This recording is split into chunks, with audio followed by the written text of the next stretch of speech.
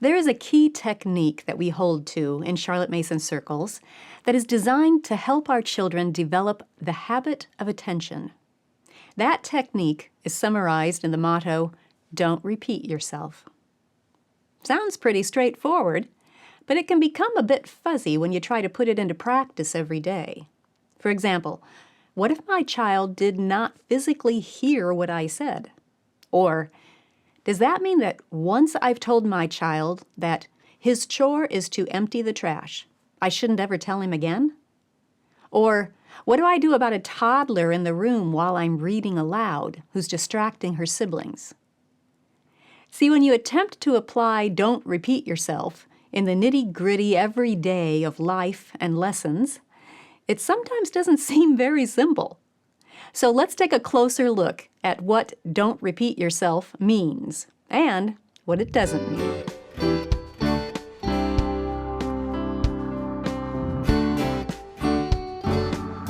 Welcome to the Simply Charlotte Mason podcast. I'm Sonia Schaefer. Let's look first at why Charlotte told us not to repeat. The short answer is that it's a powerful tool to help your students develop a habit of giving full attention. You have other tools to encourage that habit as well, such as varying the order of the subjects as they work through the day's lessons and using living books and keeping the lessons short. I'll leave a link in the description to give you help with those other tools. But not repeating yourself is a far-reaching tool that you can use both inside and outside of lesson times. You see, habits are formed by repetition. The more often you repeat a certain action, the more it becomes a habit. Our brains are wired that way. So think about this. The more often you repeat a reading or repeat an instruction for your student, the more he will come to depend on your repeating it as a matter of habit. Put another way, he'll develop a habit of giving less than full attention because he knows he'll get another opportunity to hear it. Now, on the flip side, the more often you expect him to grasp what was read or spoken the first time, the more that full attention will become his habit. Charlotte put it this way: a single reading is a condition insisted upon because a natural desultory habit of mind leads us all to put off the effort of attention as long as a second or third chance of coping with our subject is to be hoped for. A Philosophy of Education, page 171. It's just human nature not to give full attention when you know you'll have another shot at the subject. So when you think about this tool of not repeating, it all comes down to this. Are you encouraging a habit of full attention, or are you enabling a habit of careless inattention? You're doing one or the other.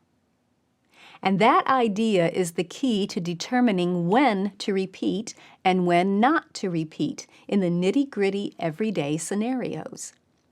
There's a big difference between, let's call it reactive repetition, when you're repeating a reading or an instruction in reaction to a student's careless inattention, versus proactive repetition, when you are intentionally repeating something in order to emphasize it, clarify it, or elaborate on it. Charlotte repeated her principles and methods often in her writings, but those repetitions were intentional. They were proactive to emphasize certain points. In fact, she repeated her instructions not to repeat a reading. Yeah, she says, "This of telling again sounds very simple, but it is really a magical creative process by means of which the narrator sees what he has conceived. So definite and so impressive is the act of narrating that which has been read only once. I dwell on the single reading because, let me repeat, it is impossible to fix attention on that which we have heard before and know we shall hear again. A Philosophy of Education, page 261. Charlotte had a great sense of humor, and I wonder whether she wrote that with a twinkle in her eye. But you can see the difference between intentional repeating in order to emphasize a point, on the one hand, and reactional repeating, because the student was careless or inattentive in listening. Those are two completely different things. I've also been asked whether a single reading means that you should never read the same book twice. No, Charlotte was not advocating a single reading over a lifetime. She was concerned about a single reading during a lesson time. Charlotte reread favorite novels over the years during her leisure time. Let your student do the same. There's nothing wrong with revisiting old literature friends. And those are not the only books to reread. Your student can and should refer to some books again and again over the years. For example, there is always more to be learned from the Bible, and your student will discern new ideas there as he grows and matures. And field guides can be used repeatedly to help your student grow in his skills of comparing and contrasting in his observations. The key is why you are allowing a repetition of a reading or of a directive. If your reason is that you are reacting to your student's careless listening, that's when you need to stop yourself. Encourage a habit of full attention. Don't enable a habit of careless inattention. You want some examples? Okay. Let's walk through some of the main times when repetition would be proactive, intentional, and even expected, and when it would be reactive and not recommended. Repetition is necessary for memorizing poetry and scripture and math tables and hymns, foreign language vocabulary, and even letters and their sounds for our beginning readers. Notice, though, how this repetition is based on living ideas, and it's a small part of the wide feast of ideas that are being continually offered. It's much different from a teacher spending class time repeating facts that the students need to memorize and remember for the test. It's quite the opposite of cramming information. It is a natural next step in the student's knowledge acquisition. First, they are presented with the ideas, and then they take it upon themselves to memorize certain aspects of those ideas. And repetition is needful for that process. But again, it should be proactive, predetermined repetition. For example, let's set aside 10 minutes to work on the poem we are memorizing. That's vastly different from, Johnny wasn't listening when I read the poem, so I better read it again.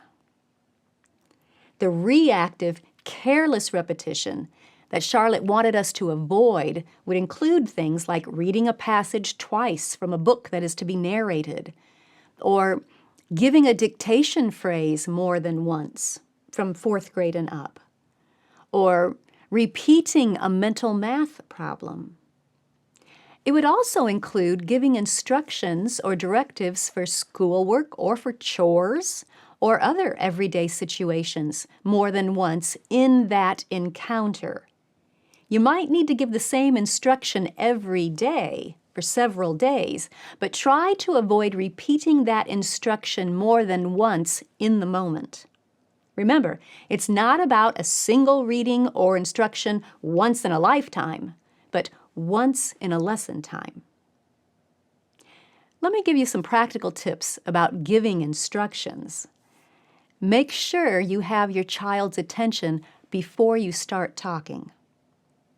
So rather than yell across the house, "Joey, come here and put your shoes away," it works much better to go find Joey, get eye contact, make sure he's paying attention, and then tell him what you want him to do.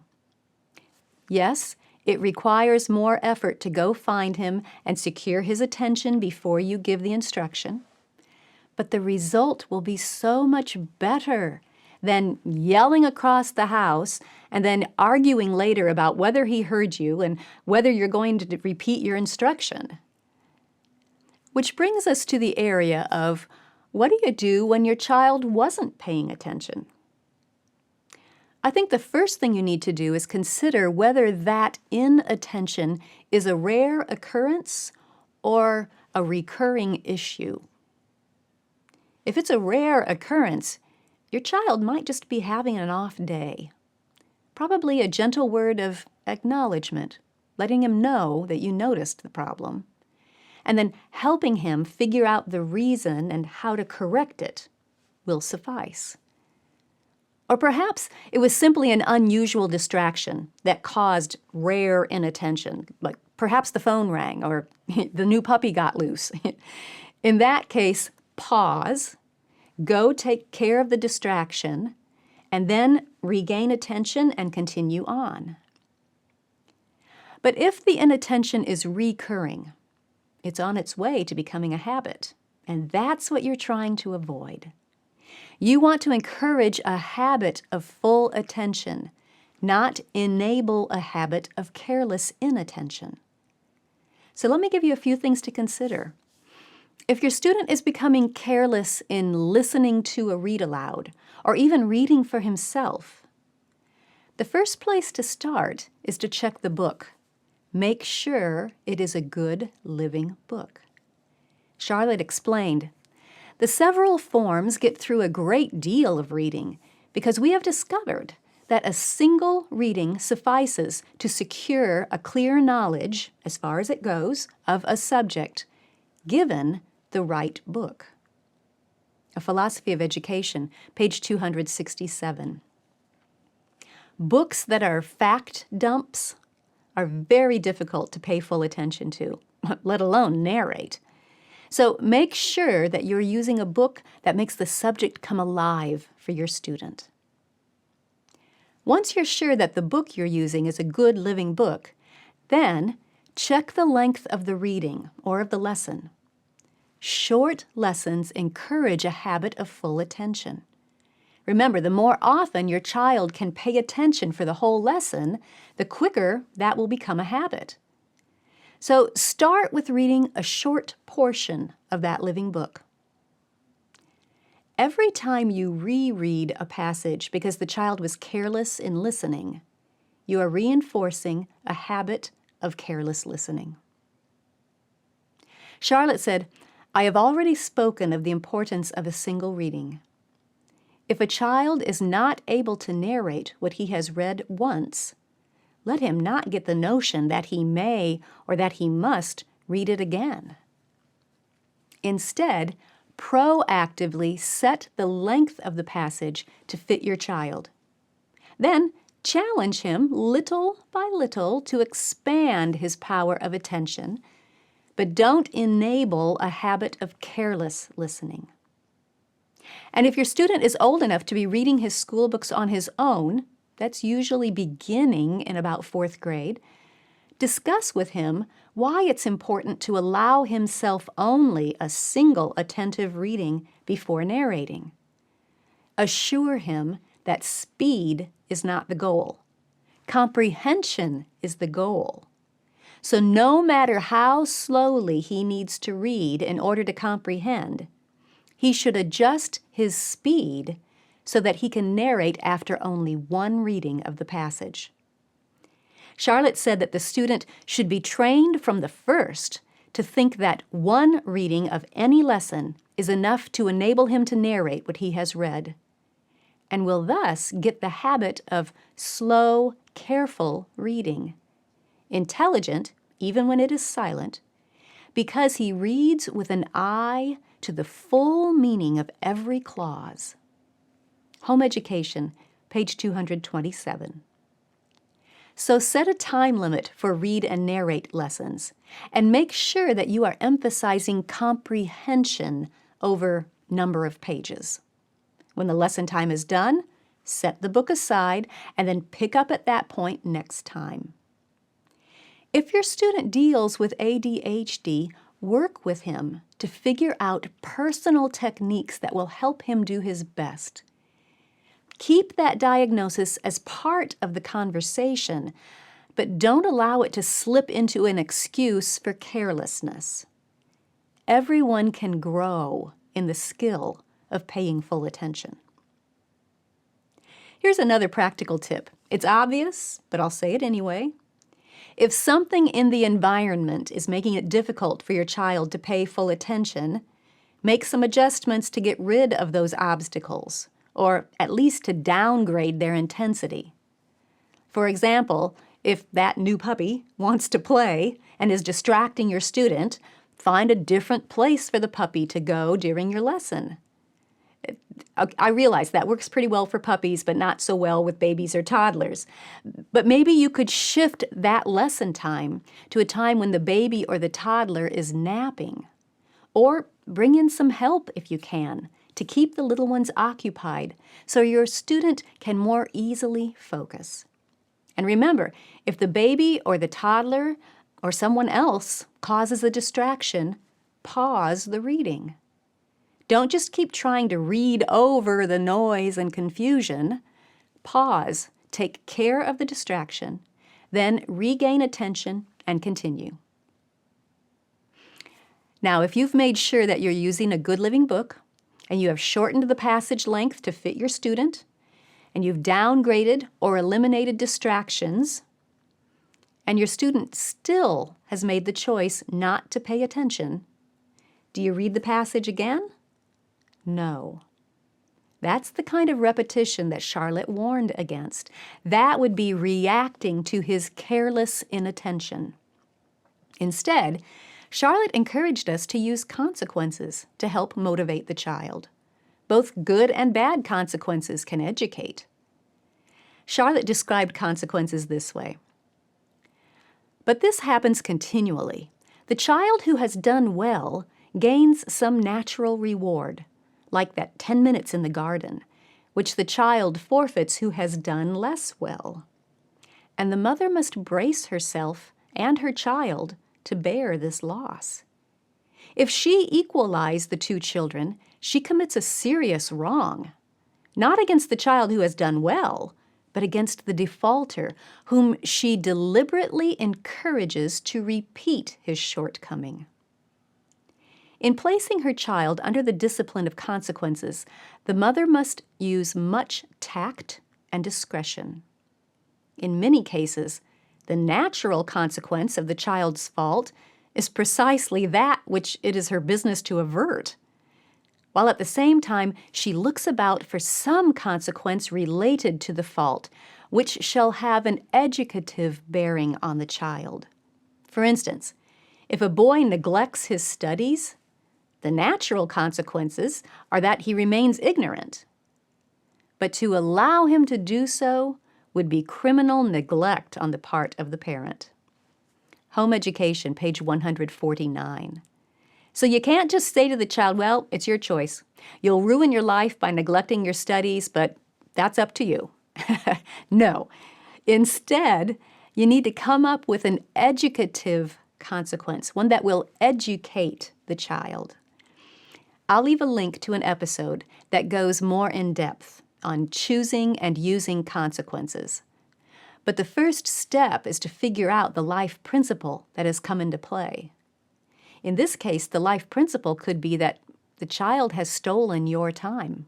You invested your time in reading that lesson for him, and he chose to ignore it. So an appropriate consequence might be that he has to pay that time back, taken out of what should have been his free time. You aren't going to read the passage again for him, but perhaps his consequence is that he has to find an older sibling or your spouse. Go to them and explain why he needs them to read it and ask for their help. Of course, it would be much easier just to reread the passage yourself. But remember, every time you repeat a passage or an instruction, because your child wasn't paying attention, you are reinforcing that habit of careless listening. Proactive, intentional repetition is fine when it's used to emphasize, clarify, or elaborate. Revisiting favorite books during leisure time. It's great. Repeating a poem or scripture passage in order to memorize it. It's necessary. There's no problem with those types of repetition, but reactive repetition, prompted by your child's careless inattention, simply reinforces that bad habit. So in those moments, don't repeat yourself. If you enjoyed this podcast, be sure to subscribe and check the description for links that I mentioned. Thanks for joining me. I'll see you next time.